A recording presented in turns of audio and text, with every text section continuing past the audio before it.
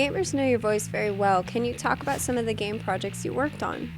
Sure. I guess I'm mostly known for the Prince of Persia series of games, which was one of my first big roles actually, and has come back from time to time, which is great. But since then, I've worked on a whole bunch of games. I've done a lot of the Call of Duty games. Recently, was finally in a Halo game. That was sort of a feather in my cap. I've been waiting years for that one. Saints Row, the series, I think I've been in every Saints Row game so far, and a whole bunch of other stuff as well.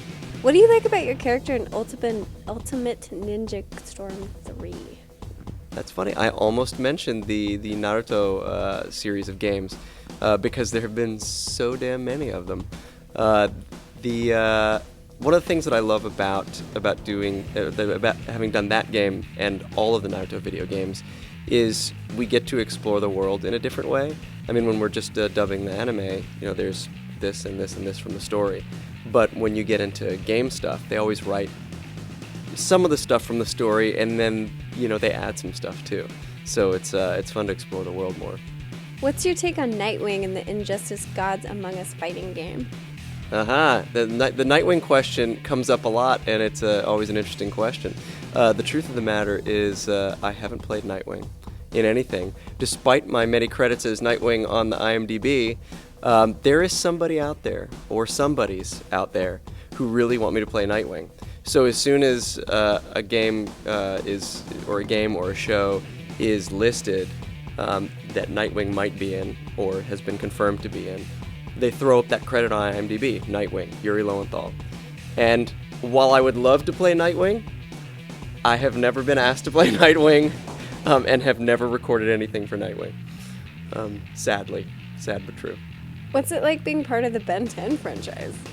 Oh man, being part of the Ben 10 franchise is a dream, because it is the show. Is there wood to knock on somewhere? Let me lean out of frame to knock on wood. Okay. Yeah, the show that would not die. I love it.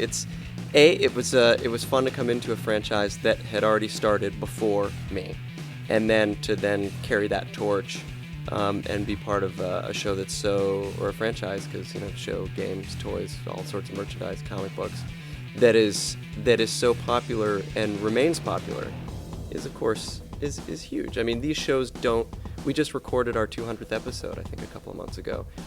And for like a boys action show, 200 episodes of anything, usually people get sick of the toys by then, but thankfully we've got cool toys.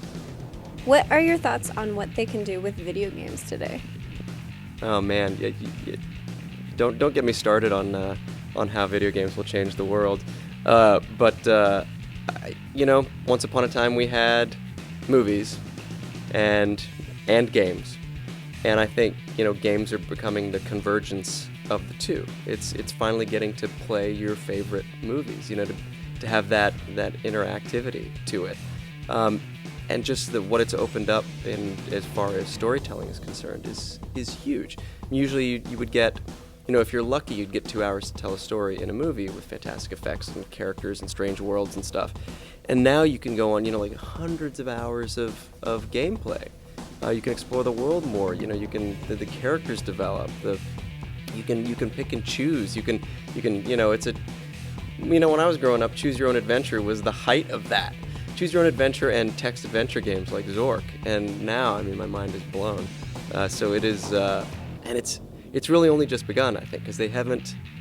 The games that try to be too much like movies, or the games that try to be nothing like movies, or the movies that try to be, or the movies they make of games. None of those have quite tapped the potential yet, but we're well on our way.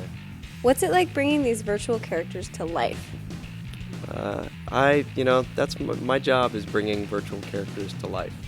And it's, I'm a storyteller at heart, and I love creating characters. Because it's part of those characters always just comes straight from me with it's just who I am, naturally, and then I get to be who I wish I was, or do the things that I wish I could do but can't get away with, like destroying cities and blowing things up and flying, and whatever it is that we do in whatever game it is. It's I get to do that. I get to be that guy, and then for people to really dig the games and the characters, that just feels really good. What opportunities have you seen gaming open up to actors? Gaming has opened up so many opportunities to actors. Back in the day, there were no opportunities for actors.